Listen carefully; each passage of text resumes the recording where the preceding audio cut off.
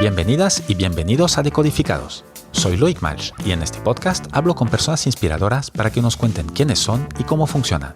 En cada episodio, emprendedores, artistas, deportistas te compartirán ideas concretas que podrás aplicar en tu vida diaria. Inspiración para crecer y mejorar.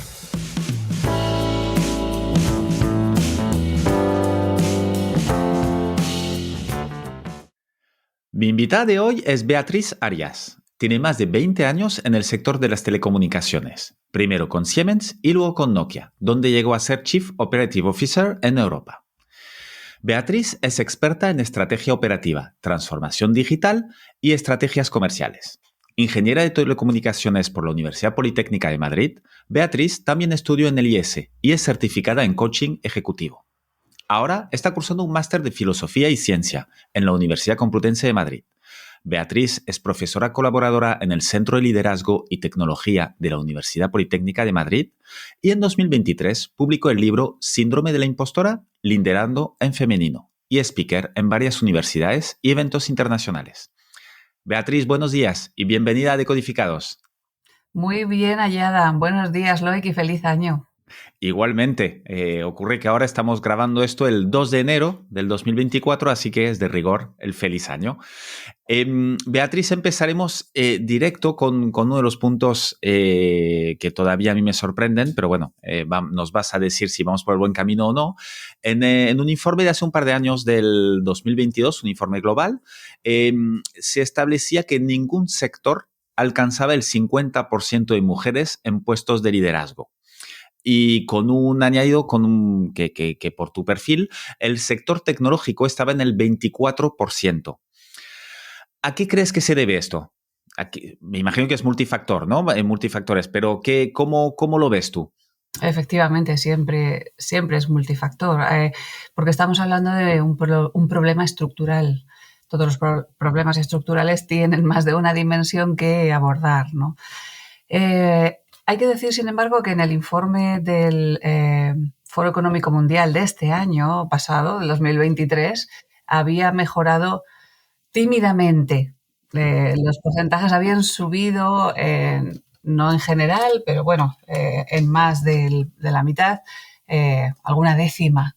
Esto tiene que ver también con el empuje que la Unión Europea está realizando en este aspecto a nivel regulatorio. ¿Sabes? Acerca de la normativa en la que todas las empresas cotizadas están obligadas a cumplir con determinada cuota, la famosa y controvertida cuota, ¿no? Pero bueno, respondiendo a tu pregunta, es multifactorial, efectivamente. Empezamos porque, especialmente en el sector tecnológico, el pipeline de entrada es estrechito. Hay muy poquitas mujeres que cursen estudios tecnológicos y que, por tanto, accedan a profesiones después que tienen que ver con tecnología. Claro, empieza en el inicio. Es el inicio, pero ya empezamos mal. Tal De cual. entrada empezamos mal, ¿no? Hay pocas niñas que se animen a estudiar ciencias. Aún persiste mucho en el ambiente, pesa mucho en el colectivo imaginario y sobre todo a estas edades en las que uno tiene que elegir, sin tener demasiada información para ello, qué profesión le gustaría desempeñar en su vida, ¿no? Bueno, pues aún en los estudios dicen que las niñas tienden a pensar que las ciencias no son cosa de niñas. Esto no es una cosa que venga de fábrica, de la niña, ya por el hecho de ser niña decida que no está preparada para ello. Obviamente hay un condicionamiento social, ¿no? Y es por esto por lo que hay cada vez más iniciativas acercando mujeres jóvenes, científicas, que empiecen a ser referentes conocidos a las niñas, adolescentes, también niños, para esas edades en las que tienen que empezar a pensar en qué les gustaría hacer, ¿no? O qué podría ser algo que les apasionara, que descubran la ciencia como algo divertido. ¿Y tú crees que estos referentes, tener más referentes es uno de los puntos fundamentales para mejorar esto, para mejorar esta entrada en el pipeline, digamos, de estas startups tecnológicas o empresas tecnológicas, pues que se quite esta barrera impuesta, no autoimpuesta por las niñas, sino impuesta por la sociedad de que pues no, las ciencias no es para ellas? Absolutamente, porque no podemos aspirar a ser algo que no conocemos, que no sabemos que existe, ¿no? Entonces, tiene que haber ese tipo de referencias para entender que aquello puede ser hasta divertido, como decía antes, que la ciencia no es una cosa ardua, áspera, a base de números fríos. No solamente hay números, hay una aplicación de esos números, hay un para qué se utiliza, el propósito de esa ciencia, ¿no? Que es algo que también típicamente a las niñas en la edad en la que de la adolescencia empieza a preocuparnos más, ¿no? El servir a una sociedad, a un colectivo, el que haya un propósito, ¿no? de las cosas. Eh, es algo que nos interesa a todos, porque también la historia ha demostrado que cuando avanzamos en este tipo de igualdad de acceso a oportunidades, todos avanzamos, todos ganamos. Totalmente. Y aparte de la educación, ¿qué otros factores crees que son importantes pues para esta disparidad, ¿no? De mujeres en puestos de liderazgo? Bueno, estábamos hablando ya del hecho de que haya mujeres en ese pipeline, candidatas a los puestos de liderazgo cuando estamos hablando del sector de la tecnología, ¿no? Ya de Claro, pero entrada, perdón, pero es verdad, nos hemos ido por tecnología, pero es donde seguramente es un sector eh, pues más masculinizado, pero claro, la falta de mujeres y la falta de paridad en puestos de liderazgo es multisectorial, no es solo para ese sector. efectivamente. Efectivamente, incluso en aquellas industrias en las que no hay tal escasez de mujeres, ese pipeline que digo no es tan estrechito, sino que llegan a ser hasta el 50% de la población activa, Claro, ¿qué típicamente pasa después? en industrias de cuidados, de la salud y demás. ¿Qué pasa después? Bueno, de nuevo hay una panopla de razones varias, ¿no? Yo suelo hablar de dos principalmente. Una es la carrera de obstáculos que supone la carrera de liderazgo. O sea, no es una cosa fácil y es verdad que supone sacrificios, supone esfuerzo, supone decir no a algunas cosas, ¿no?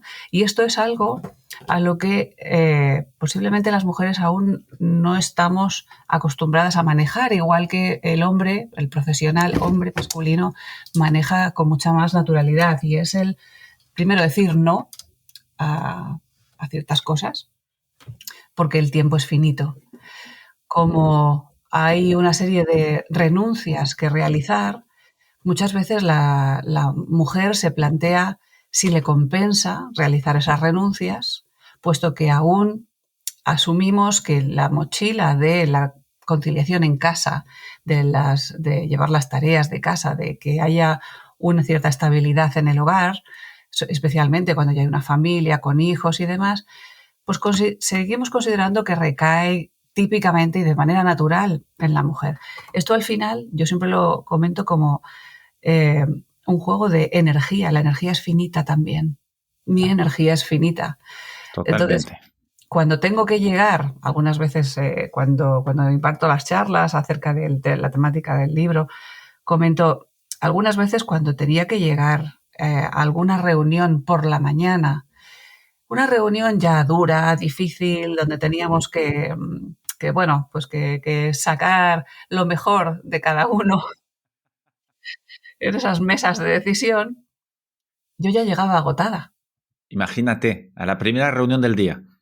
A la primera reunión del día yo ya llegaba agotada porque la noche había sido corta, porque los niños, bueno, o larga según se mire, corta de descanso, porque los niños eran muy pequeños, habían tenido mala noche, porque había acabado muy tarde también, pues posiblemente preparando el informe de esa reunión para la mañana siguiente.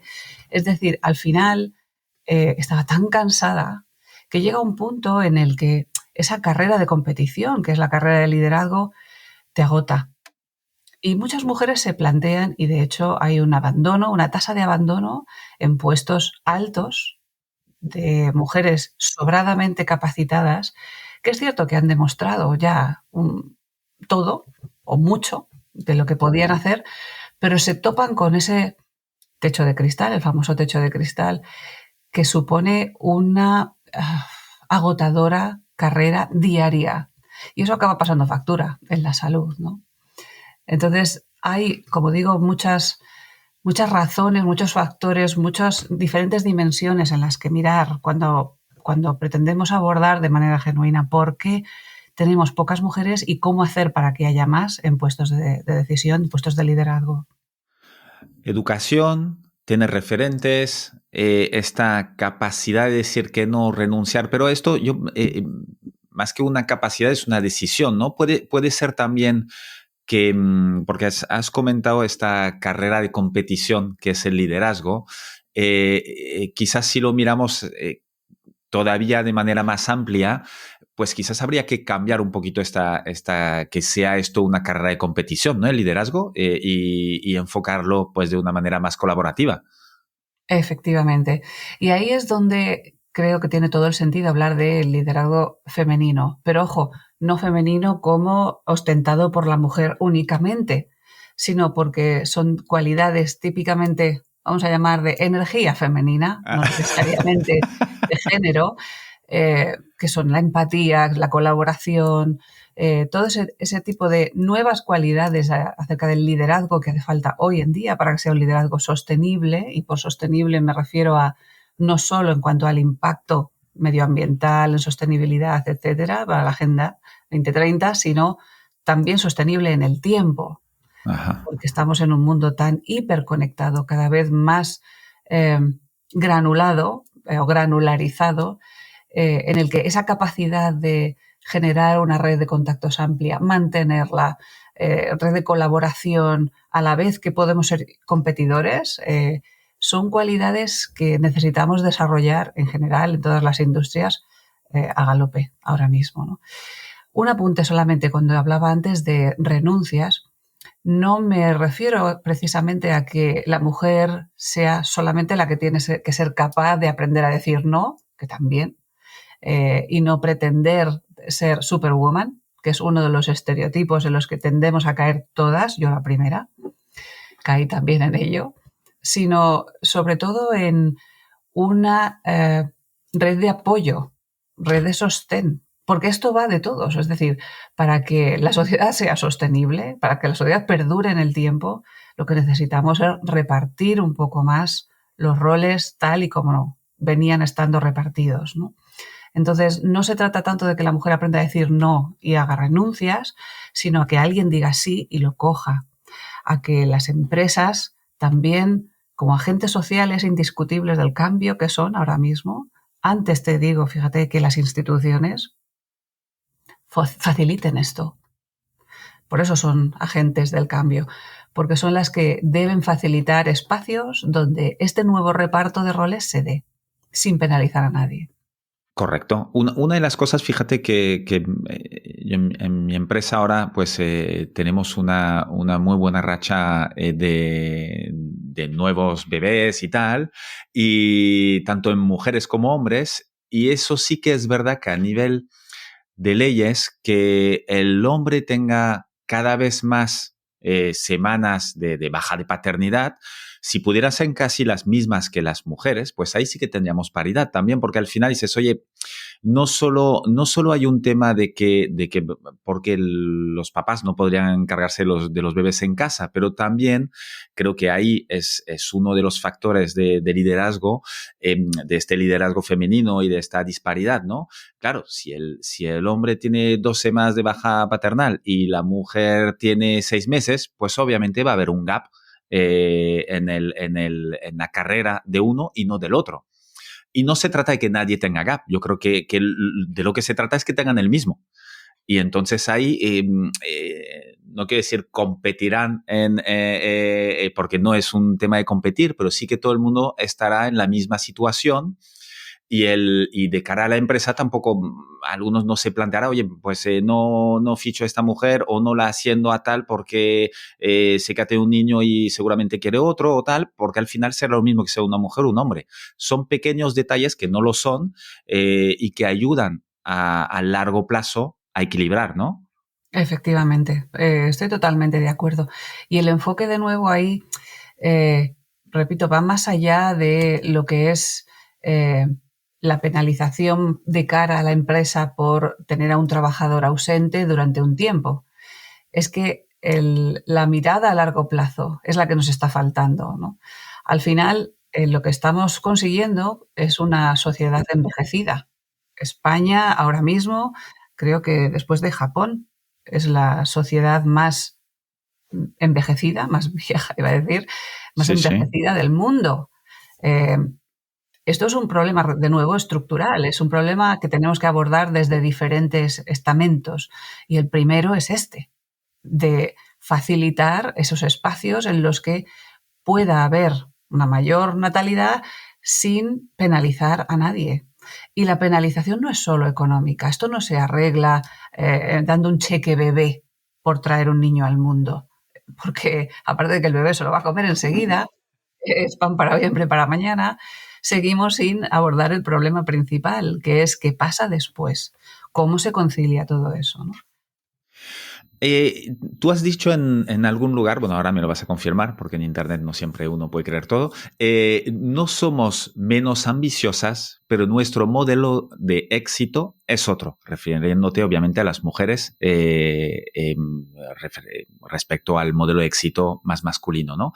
¿Me puedes explicar un poquito más en detalle esto? Sí, eso era una respuesta a una pregunta que me hicieron en otra entrevista en la que, pues era una pregunta interesante, ¿no? Cuando hablamos de liderazgo femenino, pues podemos llegar a tocar el debate de una manera un poco controvertida y vamos entonces en la dirección opuesta a la que queremos. Eh, las mujeres tendemos a tener una visión más amplia y eso implica también más a largo plazo. Esto es a lo que me refiero cuando digo otro tipo de ambición, ¿no? No solamente, y ojo, no estoy, en ningún momento quiero dar a entender que es mejor una visión respecto a otra, sino en todo momento en mi discurso lo que siempre abogo es por la complementariedad de ambas. Es decir, nos estamos quedando muy cortos si solo apuntamos a un tipo de liderazgo, visión. Necesitamos las dos. Por eso la diversidad es tan importante, ¿no? Y tan necesaria. Aparte de que ahora esté de moda. Es más que una moda. Mucho más. Y la mujer tiende a tener esa visión más amplia, más multitarea, más ser capaz de ver la foto completa de helicóptero, como yo digo, sin perderse en el detalle. Es más, la mayoría de las ocasiones no necesitamos conocer el detalle al máximo nivel, más bajo, para saber qué está pasando ahí, ¿no? Y dónde está el problema, o qué es lo primero que debemos tocar. Eso es una visión, o sea, una capacidad, perdón, de liderazgo fundamental. Es fundamental. Porque si solo nos fijamos en el corto plazo, podemos estar yendo incluso la dirección contraria a la que la misión, la visión que tenemos escrita de una manera muy bonita en nuestros panfletos, en las compañías, está diciendo. A veces se nos olvida cuál era esa visión y esa misión a largo plazo por la premura de conseguir el ingreso cuanto antes. Cierto que trabajamos al final para una industria y necesitamos demostrar resultados cuanto antes, ¿no? Pero fíjate cómo la propia sociedad y los propios mercados, ¿no? Empiezan a exigir una primero transparencia y una trazabilidad sin olvidar ese largo plazo, ¿no? A la hora de reportar lo que hacemos en las compañías. Aunque eso siempre es más difícil bueno, parece más difícil en las empresas cotizadas en bolsa que responden más a accionistas que realmente a este largo plazo y a la sociedad, pero sí que es verdad que bueno, se ven cambios, o espero que se vean cambios. Se empiezan a ver cambios. Fíjate que incluso el perfil del accionista está siendo un poco más diverso en ese sentido. Empieza a haber accionistas, incluso a veces minoritarios, pero con una fuerza de cambio, de influencia importante, exigiendo, pues, por ejemplo, eso, que haya una transparencia real en cuanto a cómo de sostenible está siendo toda la cadena de valor, ya no solo la que depende en directo de la compañía, sino el resto de stakeholders que llamamos, ¿no? De miembros, de partners en la cadena de valor. Una compañera me contaba hace un año así que ella está en el consejo de su compañía, que uno de los accionistas pues vino un día a la reunión preguntando: ¿cómo me demuestras que en ningún momento de la cadena de valor está habiendo explotación infantil? Estamos hablando de... Aquí mi gata.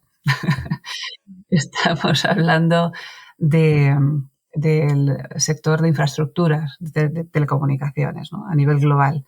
Bueno, pues esta pregunta tambaleó la manera en la que se estaba haciendo todo el reporte a los accionistas hasta ese momento.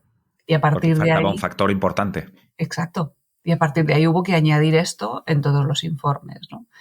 Demostrar que en ningún momento de la cadena de valor estaba, pues eso, quebrantándose derechos humanos, derechos fundamentales.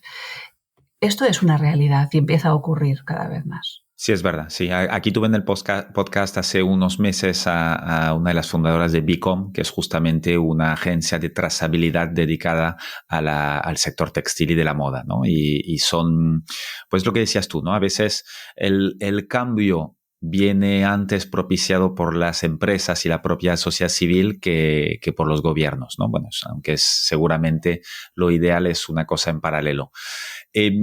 Tú, Beatriz, ¿cómo llegas a ocupar estos puestos de mucha responsabilidad y de mucho liderazgo y donde sumas en este porcentaje que hablamos al inicio de la conversación, ¿no? Pues mira, te diría que yo seguí el patrón de Manual, que por desgracia aún seguimos muchas mujeres. Y digo por desgracia porque primero quizá fue por inconsciencia, en el Ajá. sentido de... tendemos a pensar, especialmente cuando estamos empezando, en nuestros primeros años de experiencia profesional, que si nos enfocamos mucho en conseguir resultados, en trabajar desde la excelencia, en ser perfectas, y ahí la trampa del perfeccionista, de la que podemos hablar después, tendemos a creer que, hace poco me dijeron que esto se llama síndrome de la tiara, que los psicólogos son expertos en poner nombre a todas estas cosas. ¿Síndrome de qué? De De la la tiara, tiara. las Ah, sí, princesas. sí, sí. Las mujeres tendemos a pensar, vamos, que ni nos lo cuestionamos. Lo hacemos de una manera inconsciente, efectivamente, que si nos enfocamos en dar buenos resultados, en trabajar muy bien, en algún momento alguien vendrá y lo reconocerá porque es obvio, ¿no? Los resultados están ahí, hablan por sí solos, alguien va a venir a reconocerlos. Con lo cual, todo nuestro foco está en hacer, hacer, hacer, hacer, hacer. No es que esté mal hacer, por supuesto, es fundamental hacer, es la base, ¿no? Y yo siempre digo, y de alguna manera esa trampa del perfeccionista me sirvió para llegar hasta donde he llegado, pero, y hay un pero importante, no es real, no es una expectativa real. Nadie va a venir a ponerme una tiara si no me encargo de darle visibilidad a esos resultados, ¿no? que he conseguido. Si no me encargo de hablar de ellos, de hacerlos ver, de hacerlos valer, de darles el valor que tienen, ¿no?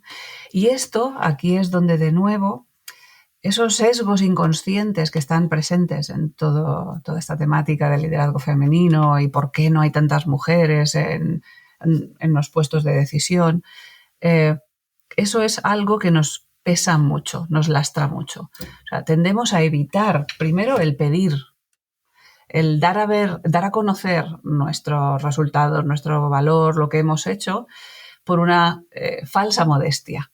Una modestia que nos han enseñado debe ser característica de una buena chica.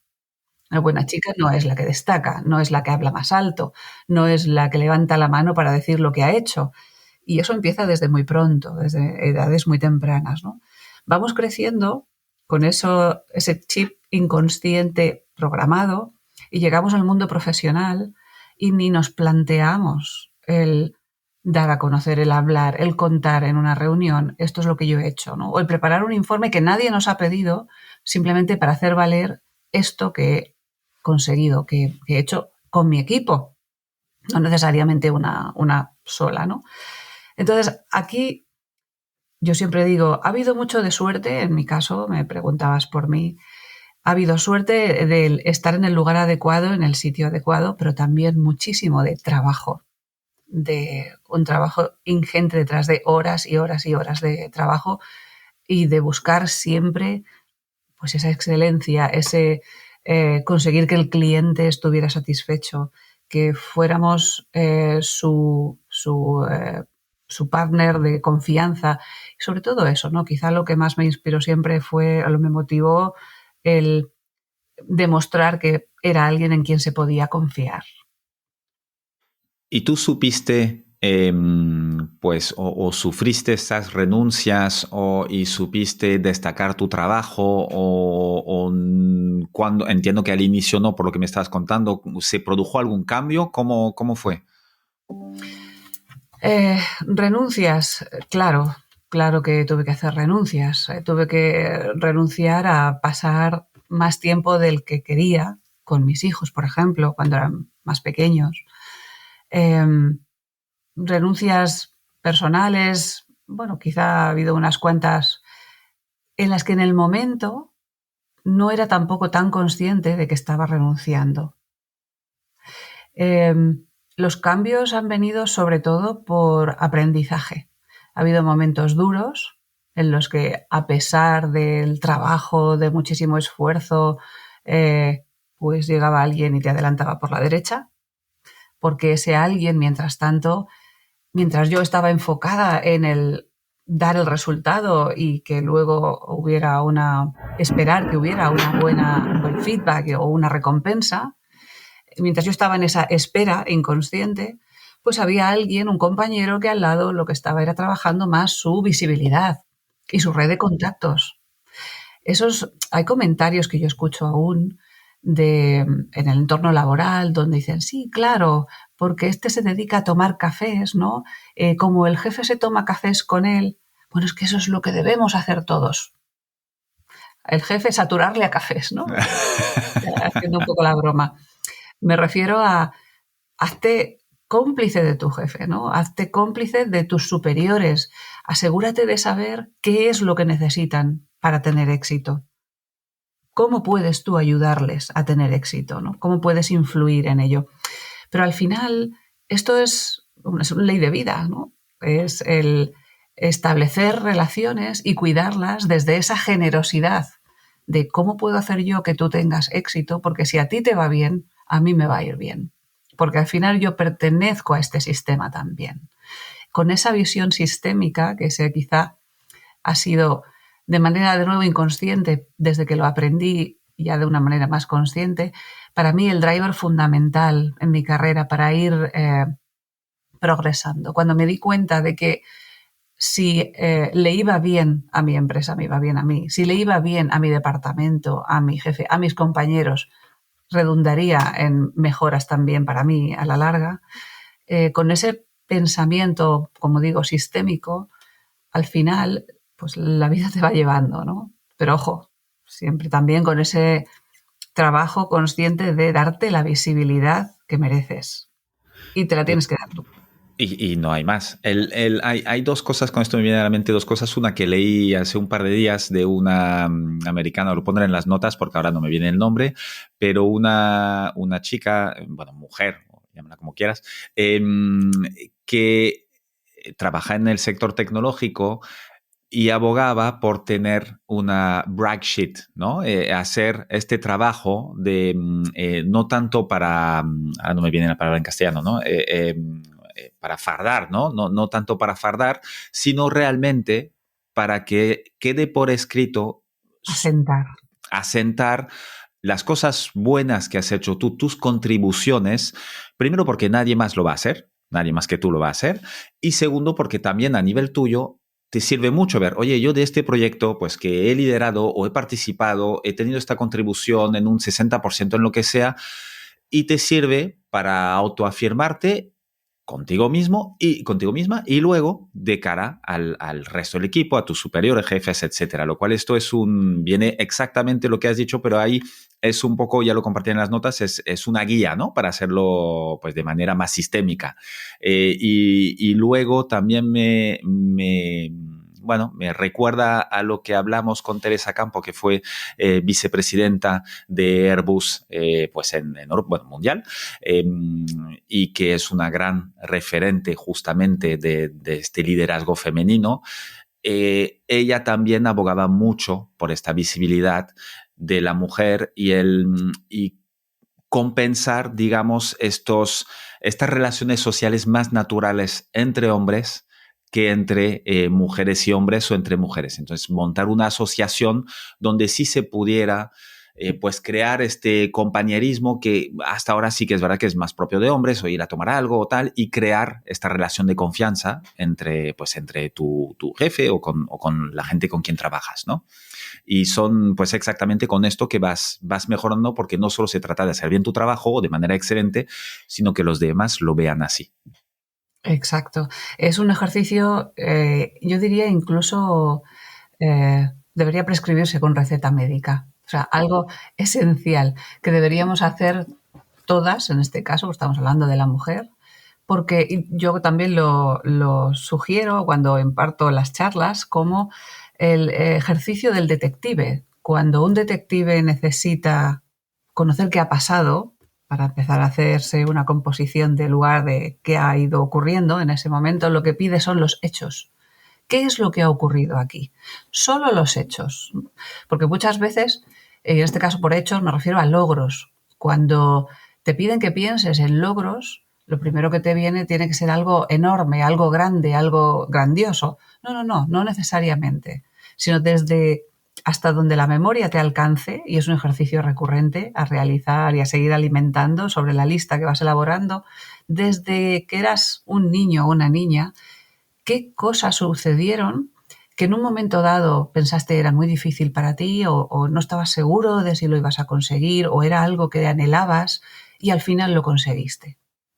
Y no entramos en el cómo, en el quién te ayudó o si alguien te ayudó. Eso no son hechos, esos son detalles. Sin entrar en cómo fue, lo conseguiste, hubo una intervención tuya de una u otra manera, apúntalo en la lista, ¿no? Y cuando llevas un tiempo alimentando esta lista, te das cuenta de cuánto has ido asentando a lo largo de tu vida, ¿no? Esto en el entorno profesional es un ejercicio súper sano, sobre todo para las personas con ese síndrome del impostor que tienden a no arrogarse gran parte o nada del éxito que consiguen, ¿no? De cuando consiguen un logro, sino más bien ha sido por las circunstancias, por alguien ayudó, alguien tal. Bueno, pues vamos a hacer el repaso, vamos a sentar efectivamente en esa lista, vamos a hacer memoria de todas las cosas que he ido logrando, sin entrar en los detalles del cómo, ¿no? Y del cuándo. Y lo que comentabas de las redes, efectivamente, ese es otro de las iniciativas que están moviéndose en prácticamente todas las empresas, ¿no? Y es el crear grupos o el crear comunidades que fomenten ese liderazgo femenino, esa igualdad de oportunidades entre empleados y empleadas, una cultura de respeto, de diversidad y demás. Y esto es fundamental para ir cambiando la cultura en esa dirección. La cultura de las empresas es precisamente la que no está escrita, ¿no? Es la que está llena de simbología. La simbología es la de los detalles del día a día, la de cuando digo, me levanto de mi silla cuando estamos en presencial y digo, ¿quién quiere tomar café? Me aseguro de que nadie se queda atrás, o de que cuando estamos en una reunión y se interrumpe a alguien, que típicamente suele ser más a una mujer, esto no lo digo yo, está estudiado, sea hombre o mujer, me encargo de retomar la pregunta donde se quedó y decir, fulano o fulana, estaba diciendo un tema interesante, ¿podrías acabar de comentarlo? Darle otra vez a las personas ese espacio, es generar esa cultura de respeto, ¿no? Esto es fundamental para cambiar en la dirección efectivamente en la que todos ganamos, como estamos diciendo. Pero ojo, no nos olvidemos que al final las relaciones humanas se forjan en el tú a tú y se siguen forjando en el café o la copa de después. Y ahí es aún un espacio donde las mujeres tendemos a no estar. Y es un espacio tan sano como puede ser otro cualquiera, entendámonos qué quiere decir sano. Lo que quiero decir con esto es que tanto la empresa debe facilitar que haya ese y otro tipo de espacios que no deje a nadie atrás. Si soy el responsable de un equipo y soy el primero que cuando llega, vamos a poner las 6 de la tarde, digo, ¿quién se apunta ahora a la cerveza?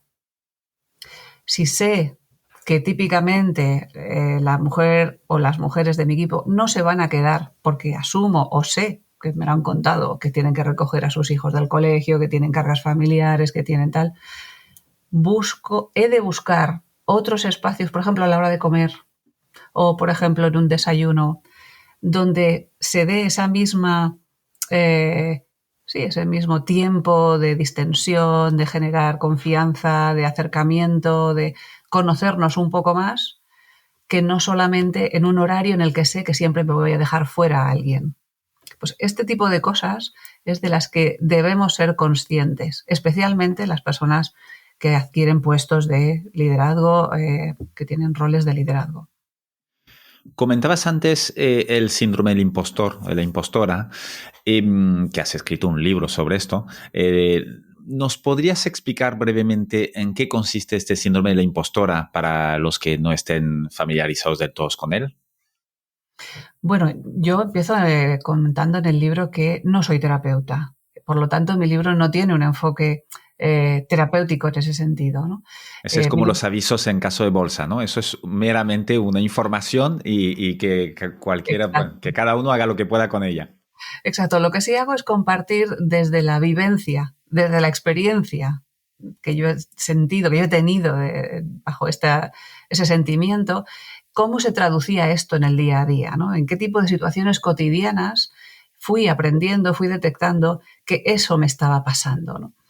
Al final, el síndrome del impostor, lo he sugerido un poco antes, tiene que ver con una sensación de inconsciente, la mayoría de las veces, de duda constante acerca de la capacidad de uno mismo, donde incluso habiendo conseguido algo que en un principio no estaba confiada, no estaba segura en absoluto de que fuera a conseguir, una vez que lo consigo, en realidad el mérito no es mío. En realidad el mérito no es nunca mío, nunca he tenido nada que ver, ¿no? Y esto es en español lo llamamos síndrome del impostor. En realidad, en origen, debía de ser síndrome de la impostora, puesto que el término lo acuñaron dos psicólogas, Ames y Clance, después de realizar un experimento hacia 1978-79, es decir, no hace tanto tiempo de esto, donde escogieron una amplia muestra muy seleccionada de mujeres profesionales sobradamente exitosas, de capacidad más que demostrada, ¿no? Y observaron que a lo largo del tiempo, con las preguntas que les hacían, ninguna de ellas se asociaba a sí misma con el éxito o los logros que iban consiguiendo. Nunca. Es más, rascando un poquito más, hay otras capas en torno a esto que hacen que sea un tema preocupante en algunos casos, ¿no? Podía llegar el punto en el que la mujer no se postulara para promocionar, para ciertos retos, para los que sí que estaba sobradamente capacitada, pero ella a sí misma no se veía capaz. ¿Esto qué significa? Pues que muchas veces las empresas pierden talento y, como yo digo, es un talento, es una pérdida silenciosa, es una pérdida líquida como el grifo que no oyes apenas, pero está perdiendo, va perdiendo, ¿no? Si no está bien fijado, ¿no? Esto hace que ese talento esté en la empresa, tiene un coste, pero no sale a la luz, no da todo lo mejor de sí, no obtengo todo el retorno de la inversión que estoy realizando en ese talento, ¿no? Entonces, claro que aquí hay algo que hacer por parte de las empresas. Pero bueno, antes de meterme en qué tenemos que hacer, el síndrome de la impostora o del impostor tiene que ver con esa constante duda acerca de la valía o capacidad de uno mismo. E incluso cuando uno no duda tampoco, algunas mujeres me decían, yo nunca he dudado de que lo que he conseguido lo he conseguido con mi esfuerzo. Lo que sí he dudado es de si realmente yo estaba al nivel de lo que se suponía, que se esperaba de mí para ese salto promocional, o me sentía mucho más pequeña de lo que aquello exigía, ¿no? Y esto es muy frecuente en la mujer, en el entorno profesional y sobre todo cuanto más arriba, más frecuente es, ¿no? Y es algo de lo que no se suele hablar. No se habla, se habla de la soledad del poder, esto tiene que ver con ello, ¿no? Porque es un aspecto de vulnerabilidad del que cuesta mucho, por supuesto, hablar.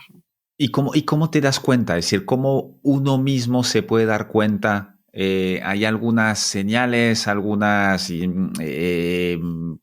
pistas que me pueden decir, oye, cuidado que seguramente estaré ahora sufriendo este síndrome, ¿no? Bueno, yo diría que una de las más obvias, que solemos ver siempre más fácilmente en las cosas desde fuera que desde hacia adentro, ¿no? Claro, este es el tema. ¿Cómo lo veo yo que me afecta a mí sin que me lo diga un tercero? Porque desde fuera suele ser mucho más fácil.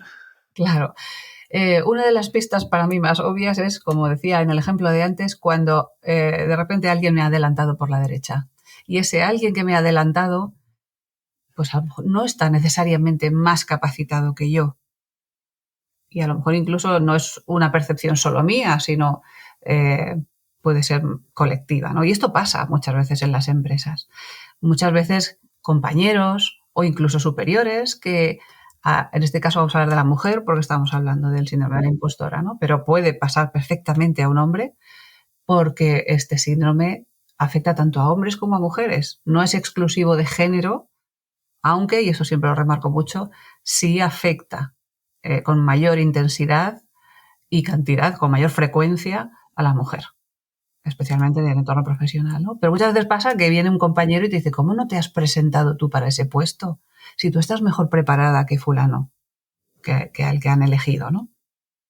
¿Y Pues esas son cómo, señales que nos y, deberían hacer pensar. y tú como líder de un equipo, cómo puedes identificar si alguien de tu equipo o algún amigo o quien sea, pero realmente dentro de tu equipo, que es casi tu responsabilidad, ¿no? Ver si alguien está sufriendo este síndrome de la impostora. Pues las señales desde fuera para mí son siempre obvias en cuanto a, sé que aquí se me está quedando atrás. Tengo un talento que se está quedando atrás, que no está dando el paso hacia adelante que necesita, ¿no? Sea por el síndrome de la impostora, sea por otras cosas. Muchas veces el síndrome de la impostora, como comento en el libro, tiene que ver, de nuevo, con un, como le llamabas antes, multifactorial, ¿no? Con un escenario multifactorial. Y esto muchas veces a los líderes se nos escapa, porque no tengo la visión completa de la vida de ese empleado o de esa empleada, ¿no? Pero al menos de lo que sí sé y de lo que sí veo, y para eso es fundamental, primero, que conozca, que desarrolle esa relación de confianza también hacia mi empleado o mi empleada, para saber qué es lo que le está pudiendo bloquear, puede estar haciendo que no esté al 100%, para demostrar toda su iniciativa. Pues típicamente es esto, ¿no? En situaciones en las que el empleado está apagado, a medio gas, simplemente ejecuta, solo espera órdenes y que le den instrucciones para ejecutar, cuando lo que necesito yo como líder de ese grupo, de ese equipo, es iniciativa, es alguien que me aporte ideas nuevas, es alguien que incluso me rete a las mías, ¿no? Y sé que alguien que escuche esto puede decir, ya, pues mi jefe no escucha mucho. Bueno, aquí todo el mundo tiene su trabajo que hacer, ¿no?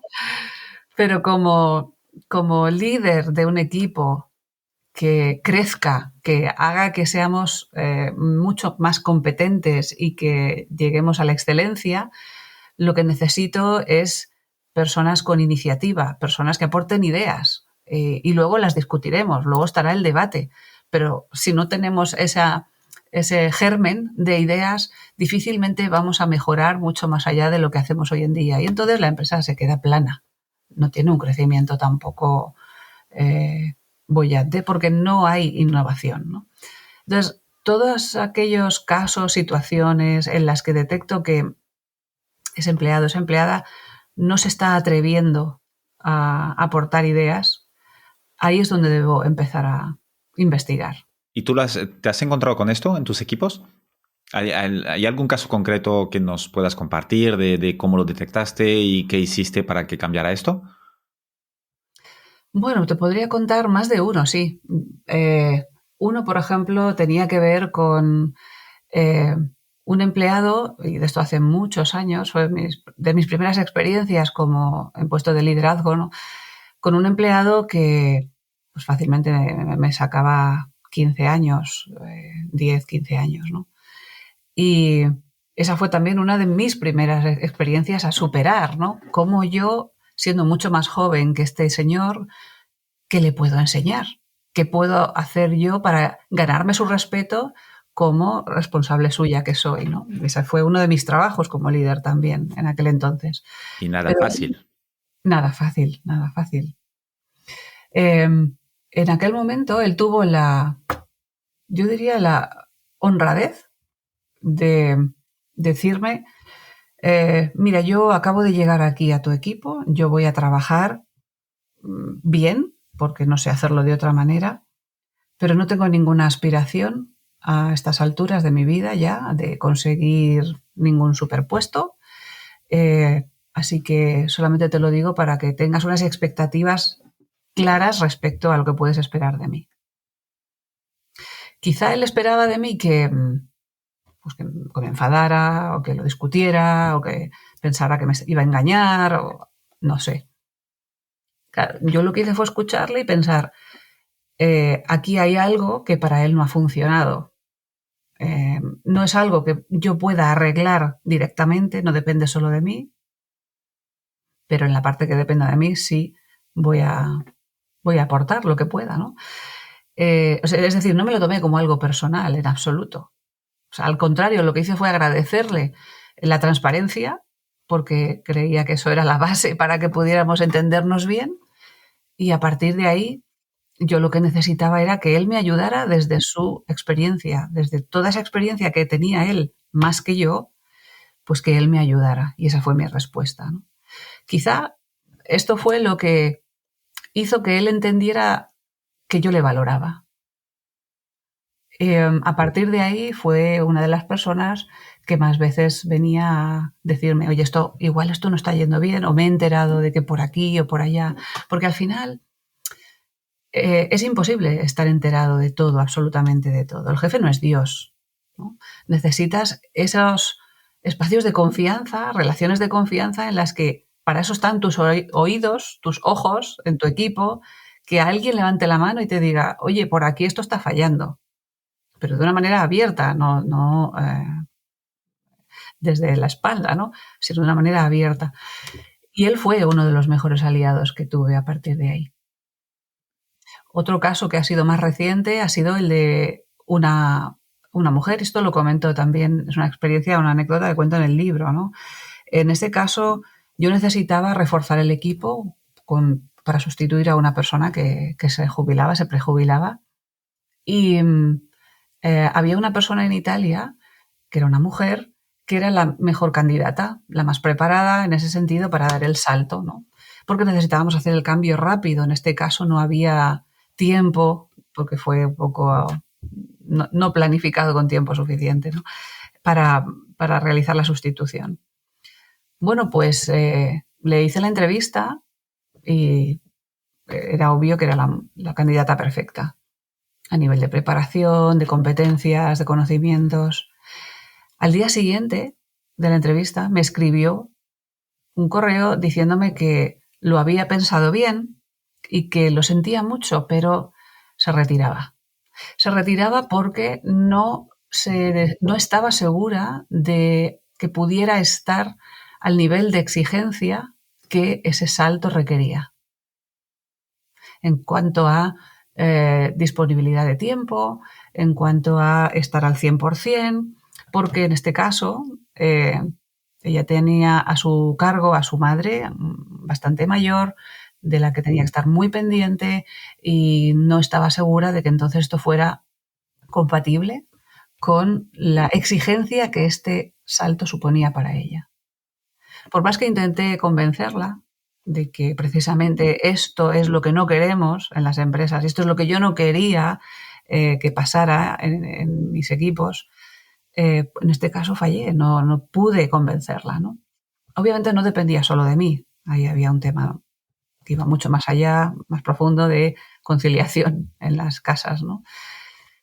Ahí es donde digo, las empresas somos fundamentales para facilitar esos espacios en los que no se den ese tipo de situaciones porque la persona, el empleado, en este caso la empleada, se sienta que se verá penalizada a la larga porque no va a estar a la altura de...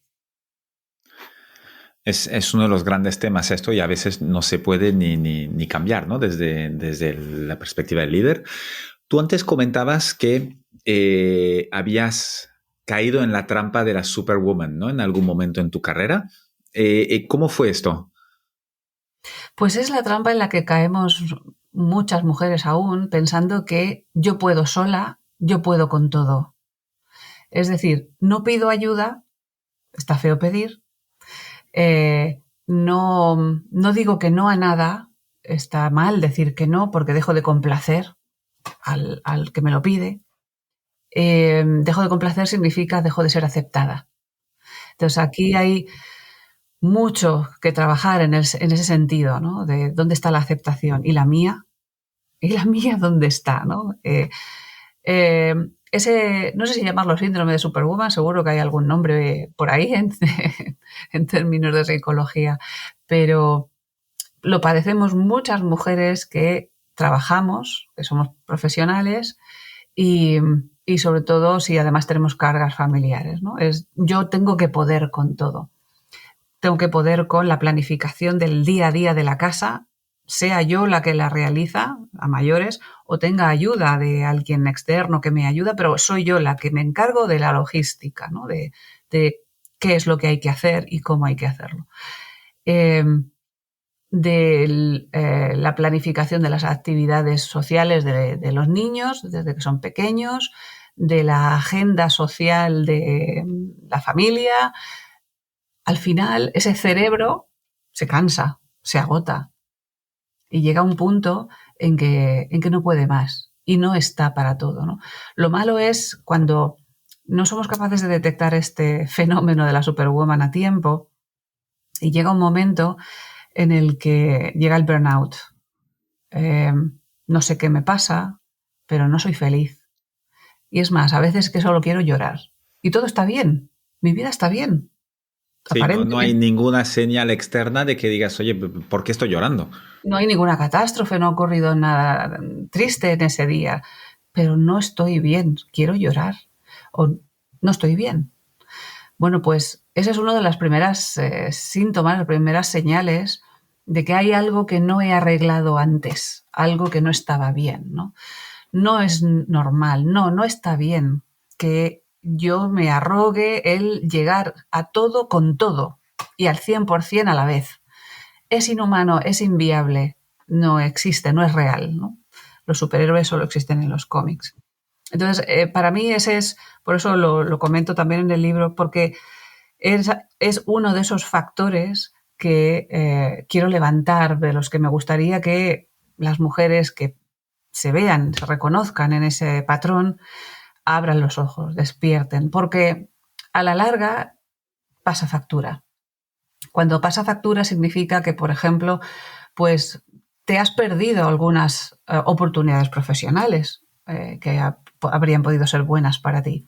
Pero o bien ni siquiera las detectaste a tiempo porque estabas tan agotada mentalmente que no eras capaz de estar ahí, o bien conscientemente has renunciado a ellas porque decidías que no podías más, que no llegabas a todo o que no te compensaba esa competencia o ese gasto extra, ¿no? De energía, cuando ya vas con la pila a duras penas.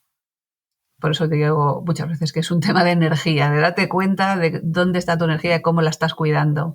Totalmente. Y cómo estás cuidando tu energía y más allá, si profundizamos un poco más todavía, ¿cuáles son las actividades que te recargan energía y cuáles son las que te chupan mucho? Y uno tiene que equilibrar. Hay algunas de las que te chupan que no te puedes escapar y hay que hacerlas, pero hay que compensar con las que también sabes que te van a recargar, ¿no?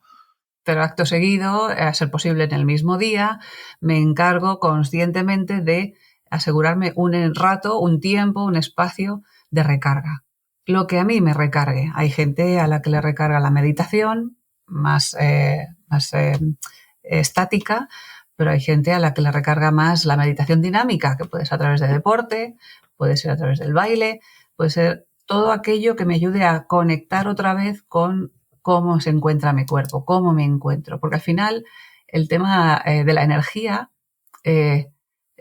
no solamente es un tema mental o físico, ¿no? Es la conexión de ambos, es el darme cuenta de qué me dice mi cuerpo cuando le hago la pregunta, ¿no? Ese es el autoescaneo que comento también en el libro de como una práctica saludable. Date cuenta de cómo estás, porque a partir de ahí es como puedes conscientemente responder a la siguiente pregunta. Si me viene algo nuevo, ser capaz de decir, ahora no puedo.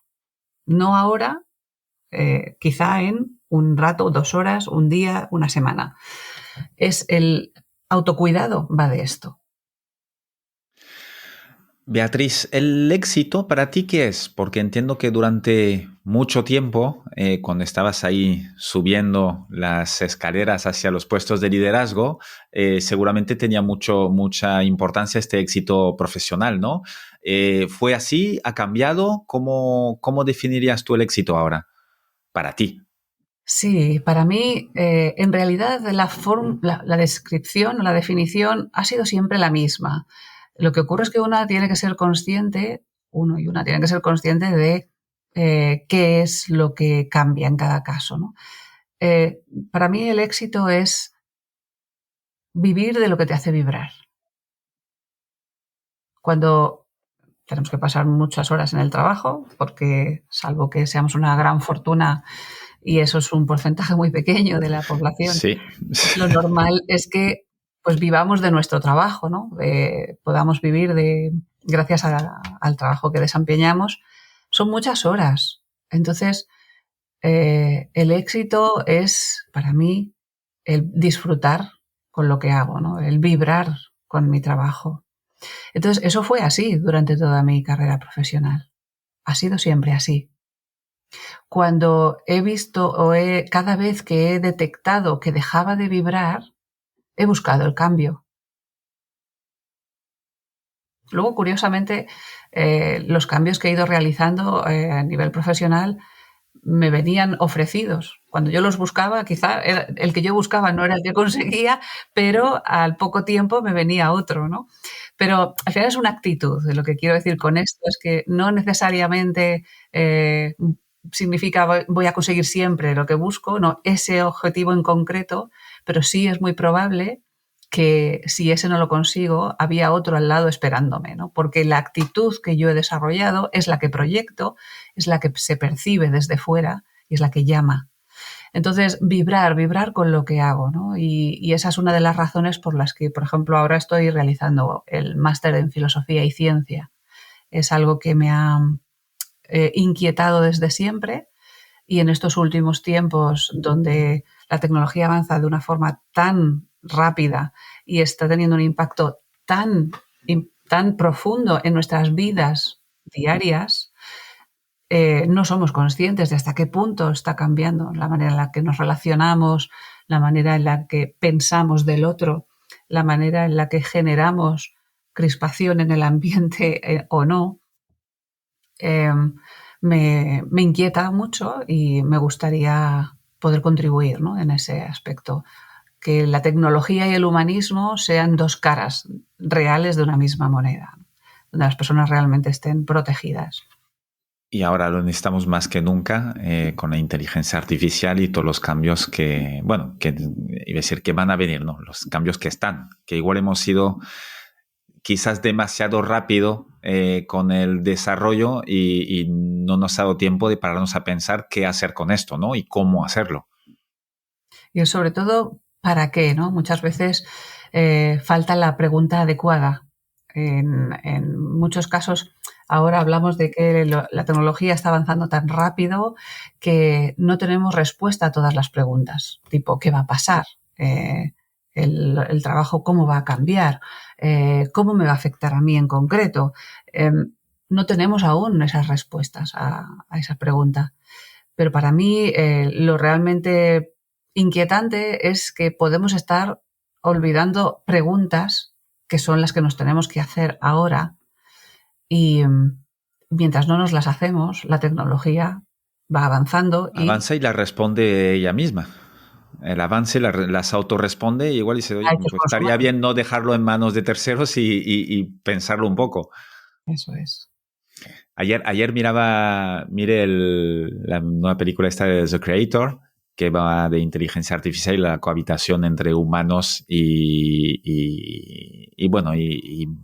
entes semi-humanos, semi-robot, ¿no? Eh, es interesante y plantea algunas de estas preguntas que más vale que nos las hagamos cuanto antes si queremos que las respuestas estén en manos nuestras. Eso es. Y también con una visión empoderante, me refiero a la tecnología, o sea, es muy tentador, ¿no? El usar o el concebir ahora mismo la tecnología como una amenaza, porque da mucho juego para películas de ciencia ficción, Ajá, que cada totalmente. vez pueden ser menos ficción. Pero sin entrar en ese tipo de alarmismo, mi visión es todo lo contrario. Tenemos ahora mismo una oportunidad de oro para hacer que la tecnología realmente esté al servicio de las personas y no al revés. O sea, no es una amenaza, salvo que nosotros queramos que lo sea. Tal cual, tal cual.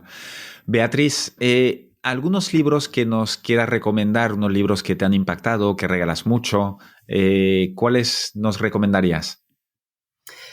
Pues para mí, dos de los libros más recientes que he leído son The Nordic Secret. Es un libro de dos, creo que son periodistas, unos periodistas y otros filósofos nórdicos que usan la paradoja de cómo los países nórdicos europeos consiguieron pasar de ser de los más pobres durante la Edad Media a ser de los más ricos, como son en la actualidad, ¿no? ¿Cuál fue el secreto? ¿Cómo lo hicieron? ¿No? Y ellos apuntan a que la situación que ocurría entonces, históricamente, salvando las distancias, es similar a la que está ocurriendo ahora en cuanto a crisis de valores, crisis en general, ¿no? Como una etapa ahora de postmodernidad en la que estamos, pues eso, en transición, porque todas las crisis son etapas de transición. En lo que definimos algo, lo siguiente, nuevo, el siguiente paradigma que sea más universalmente aceptado por todos, eh, ¿cómo podemos hacerlo? ¿No? Y ellos abogan por modelos de pertenencia a sistemas más amplios, que tomemos conciencia los individuos de que en realidad pertenecemos a círculos cada vez más grandes, ¿no? Seamos conscientes en el día a día, en el cotidiano o no, lo que pase ahora mismo en Japón, que ha habido este terremoto eh, lamentable, me puede afectar a mí de una manera indirecta o de una manera menos visible a corto plazo, pero me afecta. Bueno, pues ese que algunos dicen todo está conectado con todo, bueno, simplificándolo podemos decirlo así, al final lo que genera es una sensación de pertenencia a colectivos grandes, ¿no? Más grandes, una visión mucho más sistémica. Y ese es un libro que me ha gustado mucho por cómo lo aborda y cómo sugiere qué responsabilidad debemos coger cada uno, tanto instituciones como, en este caso, individuos. Cada uno tenemos nuestra responsabilidad. Y otro que me gusta mucho es el de Caroline Criado, que habla de los... espera un segundo, lo tengo aquí. El Invisible Women. Invisible Women. El subtítulo habla de cómo el mundo de los datos contiene sesgos que nos hacen seguir invisibilizando a las mujeres, ¿no?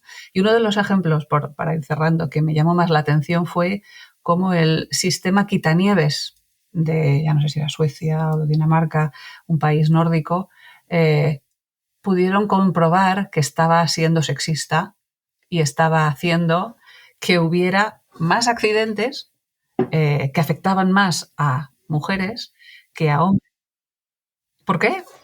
Porque estaba planificado de manera que primero, ante las grandes nevadas durante el invierno, las máquinas quitanieves salieran cada mañana a despejar las grandes autovías, pensando en los desplazamientos hogar-trabajo hacia las afueras de la ciudad.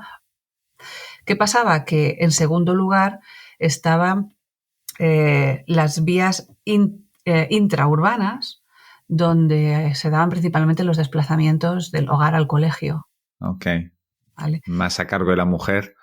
Normalmente a cargo de la mujer. Entonces, aquí había un sesgo inconsciente de no pararse a pensar en cómo estaba siendo el comportamiento global de la población a la hora de conducir en la hora punta. Cuando se dieron cuenta de esto y lo cambiaron, bajó el número de colisiones, típicas colisiones tontas que se dan en tráfico lento y demás, con lo que llegaron a ahorrarse pues dinero de las arcas.